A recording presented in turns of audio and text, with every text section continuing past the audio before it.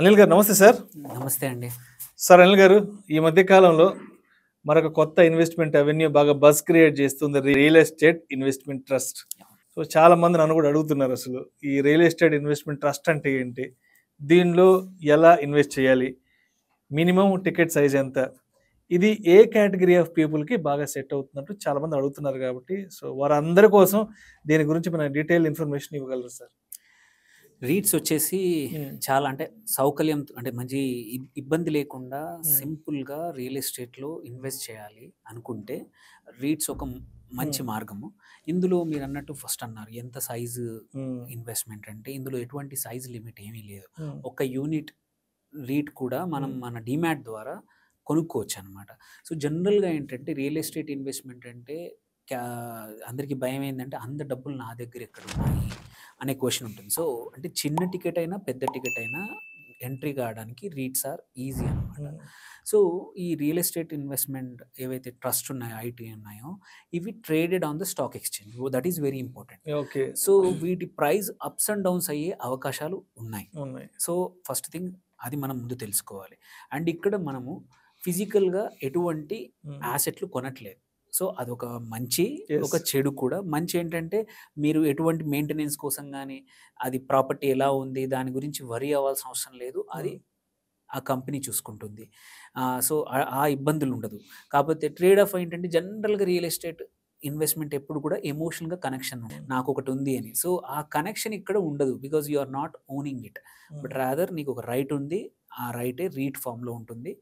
కాకపోతే ఇంకొక మంచి అడ్వాంటేజ్ ఏంటంటే రీట్స్లో నీకు రెగ్యులర్ ఇన్కమ్ వచ్చే అవకాశాలు ఉన్నాయి. ఇందులో మోస్ట్ ఆఫ్ ద రీట్స్ ఏంటంటే ప్రతి సంవత్సరం కంపల్సరీ 2 times 90% ఆఫ్ వాళ్ళ ఇన్కమ్ ఏదైతే ఉందో దాన్ని కంపల్సరీ ఇన్వెస్టర్స్కి పాస్ ఆన్ చేయాలన్నమాట.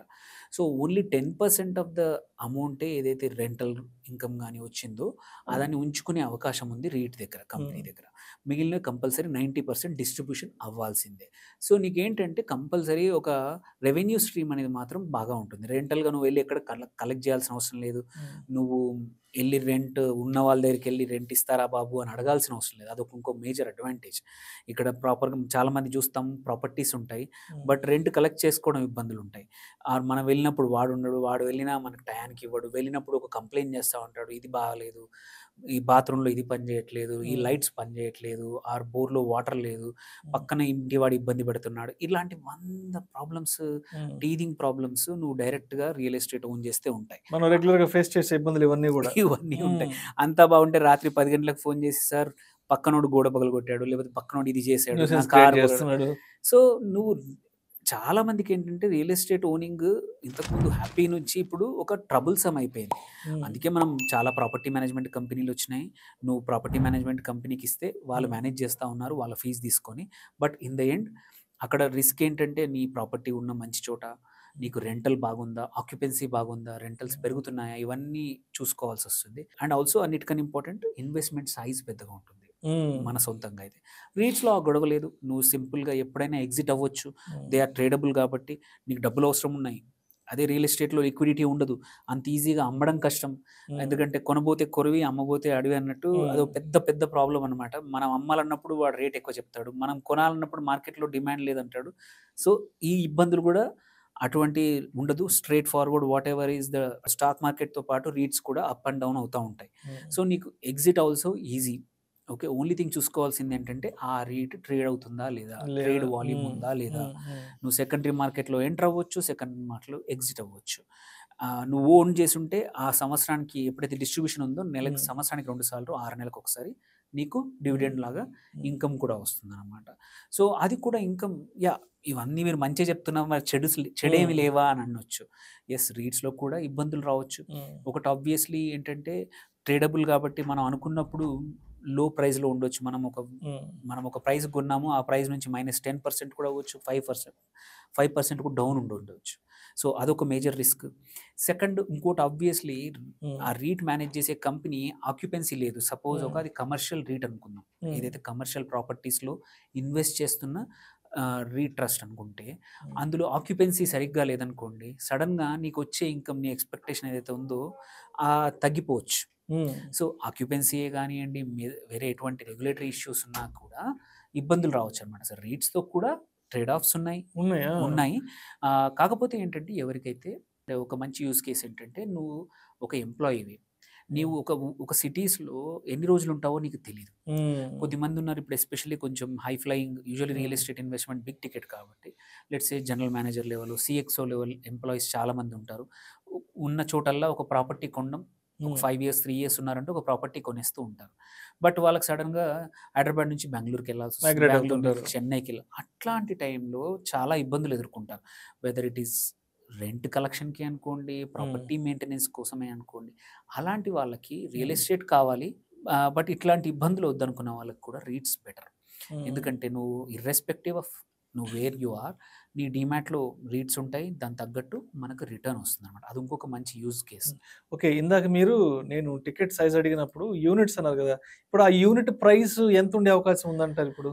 యూనిట్ ప్రైస్ కూడా వచ్చేసి మినిమల్‌గానే ఉంటుంది. మీరు చూస్తే 300, 400 అంతే ఉంటుంది. సో నీ దగ్గర ఉన్న డబ్బులు నీకు 40,000 ఉన్నాయనుకోండి, 100 యూనిట్లు కొనుక్కోండి. సో ఇక్కడ అడ్వాంటేజ్ ఏందంటే కోట్లకు గాని, లక్షలు అప్పు తెచ్చి పెట్టాల్సిన అవసరం లేదు. నీ దగ్గర 20,000 ఉంటే 20,000 తోటే కొనండి. ₹1,00,000 ఉంటే 1,00,000 తోటే కొనుక్కోండి. It is proxy for real estate investment. So అంటే ఇప్పుడున్న సిట్యుయేషన్స్‌లో ఎవరైతే మనం ఏదైనా ఫిజికల్ అసెట్స్ కొనడానికి మన దగ్గర ₹50,00,000 లేవు, లేదంటే ₹1,00,00,000 లేవు, 2,00,00,000 లేవు అని చాలా మంది బాధపడుతుంటారు రియల్ ఎస్టేట్‌లో. అరే! మన దగ్గరకి 50,00,000 ఉంటే మనం ఆ 2 బీహెచ్‌కే ఫ్లాట్ కొనుక్కునేవాళ్ళమే. లేదంటే 1,00,00,000 అంటే 3 బీహెచ్‌కే కొనుక్కున్నా.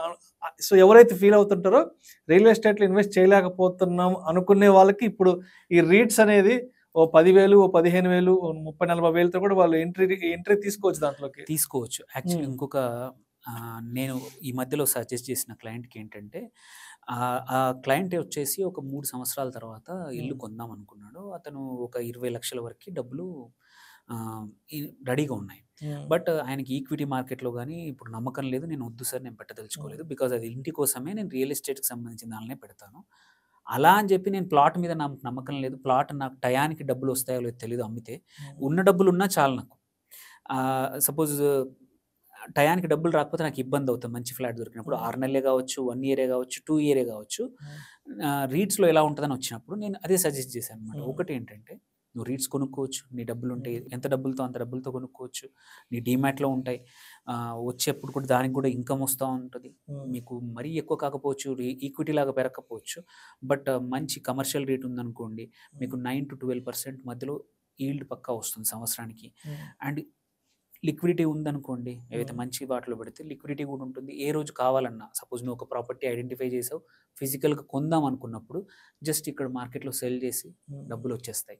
సో ఎవరి మీద డిపెండ్ అవ్వాల్సిన అవసరం లేదు. సో ఎవరైతే నిజంగానే మాకు రియల్ ఎస్టేట్‌లోనే ఇన్వెస్ట్ చేద్దామనుంది అండ్ క్యాప్చర్ కూడా చేద్దాం, గ్రోత్ క్యాప్చర్ చేయాలి, రెంట్ కూడా క్యాప్చర్ చేయాలనుకుంటే రీట్స్ ఆర్ గుడ్ మెథడ్ అనమాట. ఈ కాలంలో లంసమ్ కూడా పెట్టుకోవచ్చు, స్మాల్ అమౌంట్‌లో కూడా పెట్టుకోవచ్చు.